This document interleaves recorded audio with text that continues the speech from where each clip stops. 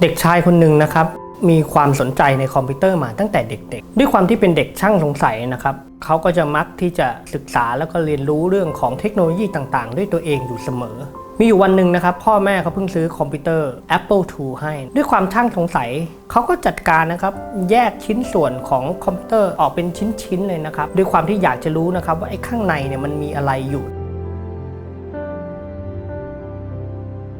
งานสัปดาห์คอมพิวเตอร์แห่งชาตินะครับเด็กคนนี้นะครับก็โดดเรียนทั้งอาทิตย์เลยนะครับแล้วก็เข้าไปร่วมงานคุณพ่อของเขาก็เคยบอกเขานะครับว่าเลิกสนใจไอ้คอมบ้าๆเหล่านี้ซะแล้วก็กลับไปเรียนหนังสือ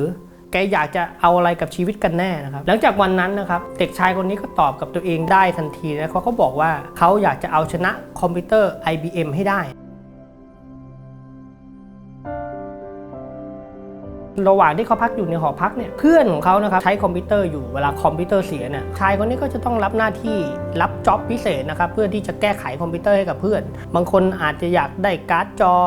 แบบเล่นเกมบางคนอยากจะได้ CPU เร็วหน่อยนะครับบางคนอยากจะได้กราฟิกชายคนนี้สามารถประกอบให้เพื่อนได้หมดเลยลูกค้าของเขาก็มากขึ้นลูกเขาก็ปิ๊งไอเดียขึ้นมานะครับประกอบคอมขึ้นมาใหม่แล้วก็หายี่ห้อของตัวเองมาแปะนะครับแล้วก็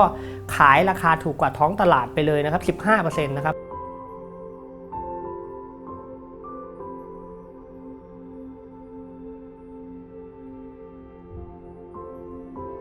ไมเคิลเดลเนี่ยก็ไม่ได้มีความรู้ตั้งแต่เด็กๆเพราะก็ไม่ได้เรียนพ่อแม่ก็ไม่ได้สอนแต่เขาฝึกฝน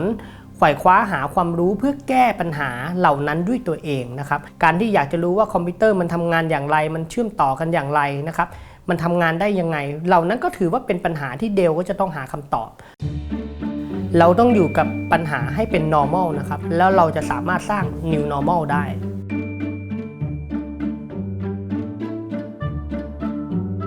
ปัญหาที่สำคัญของนักธุรกิจเพื่อสังคมไม่มีทุนพอเรามีไอเดียนะครับที่อยากจะแก้ปัญหาอะไรบางอย่างอยากจะเริ่มต้นธุรกิจอะไรบางอย่างแล้วเนี่ยเราจะเอาเงินทุนนี้จากที่ไหนในการทำด้วยความที่คุณลักษณะของนักธุรกิจเพื่อสังคมจะต้องมองหาโอกาสด้วยตัวเองอยู่เสมอนะครับสมมุติเราตื่นเช้ามานะครับเราเห็นข้างบ้านนะครับว่าเขามีสวนอยู่เสร็จแล้วทำไมใบไม้ร่วงหล่นเต็มพื้นเต็มไปหมดเลย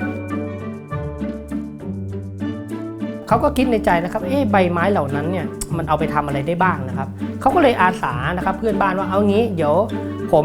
เก็บใบไม้เหล่านี้ให้เอาไหมหลังจากเขารวมเป็นจำนวนมากเสร็จแล้วเนี่ยเขาก็มานั่งคิดเราจะทำยังไงกับใบไม้เหล่านี้นะครับเขาก็ไปศึกษาเรื่องใบไม้สามารถทำเป็นปุ๋ยได้นะเขาจะต้องขนใบไม้เนี่ยไปอยู่กลางทุ่งนาเนี่ยรถกระบะเขาก็ไม่มีเขาจะต้องทำอย่างไรครับเขาก็มองไปหาเพื่อนบ้านอีกหลังหนึ่งนะครับว่ามีรถกระบะอยู่ก็เลยเดินไปคุยกับเพื่อนบ้านคนนี้นะครับว่าผมขอยืมรถกระบะนิดนึงได้ไหมครับเพื่อนบ้านเหล่านี้ทำไมจะต้องให้รถกระบะยืมนะครับชายหนุ่มนี่ก็บอกกับเพื่อนบ้านคนนั้นไปว่าอย่างนี้ผมกำลังจะทำปุ๋ยนะหลังจากทำปุ๋ยขายได้แล้วเนี่ยผมจะแบ่งเปอร์เซ็นต์ให้ 10%เขาก็ผสมมูลสัตว์อะไรต่างๆนานาผ่านไป3 เดือนนะครับกองใบไม้เหล่านี้ก็กลายเป็นกองปุ๋ยขนาดมหึมาหลังจากนั้นเนี่ยเขาจะต้องเอากองปุ๋ยเหล่านี้ใส่ถุงนะครับคำถามก็คือเขาก็ไม่มีถุงอีก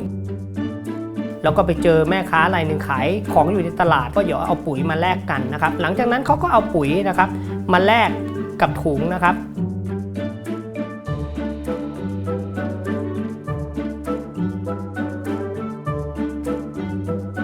เห็นตลาดในชุมชนก็มีซุปเปอร์มาร์เก็ตเล็กๆอยู่นะครับก็เลยเดินเข้าไปคุยกับผู้จัดการร้านนะครับว่าเขาอยากจะเอาปุ๋ยมาฝากขายหน่อยได้ไหมนะครับก็ฝากขา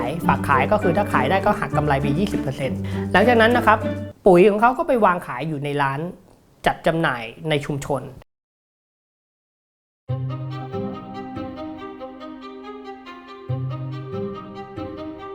นักธุรกิจเพื่อสังคมเนี่ยเป็นคนที่เริ่มต้นจากการไม่มีอะไรเลยเขาจะต้องมีทักษะในการมองเห็นโอกาสอยู่เสมอและที่สำคัญเขาจะต้องทำทุกอย่างด้วย2 มือของตัวเองกับ1 สมองแล้วก็ต้องใช้กลยุทธ์ในการพูดจานะครับเพื่อสร้างพันธมิตรกับบุคคลต่างๆนะครับเพื่อที่จะเปิดโอกาสให้ตัวเองสามารถเริ่มต้นทำธุรกิจได้นั่นเอง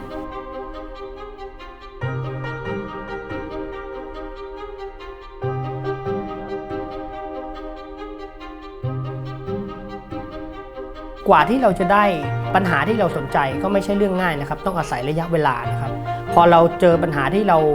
สนใจอย่างแท้จริงแล้วก็ศึกษาให้เห็นรากของปัญหาอย่างแท้จริงแล้วสิ่งที่จะตามมานั่นก็คือเราก็ต้องใช้เวลาอีกนะครับในการที่จะหาวิธีการแก้ปัญหาหรือหาโซลูชันก็จะต้องใช้ระยะเวลาเช่นเดียวกันเพราะฉะนั้นเหล่านี้นะครับมันก็จำเป็นที่จะต้อง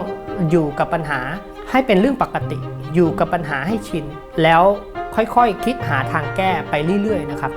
เราจะต้องมีวิธีการจะทำอย่างไรให้ความคิดหรือไอเดียที่สร้างสรรค์ของเรานั้นสามารถนำไปปฏิบัติได้จริงเป็นสิ่งที่ทุกคนจะต้องอาศัยการยืนระยะมากๆนะครับ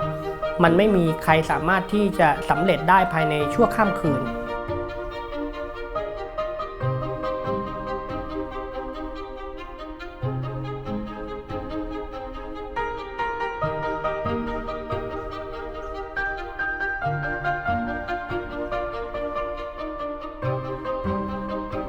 คนที่สนใจปัญหาใดๆปัญหาหนึ่งอย่างลึกซึ้งนะครับจะทำให้เกิดความอยากเรียนรู้พอเราเกิดการเรียนรู้มันก็จะเกิดการที่เราอยากจะทดลองพอเราเอาความรู้นั้นไปทดลองมากๆนะครับมันจะกลายเป็นทักษะส่วนบุคคล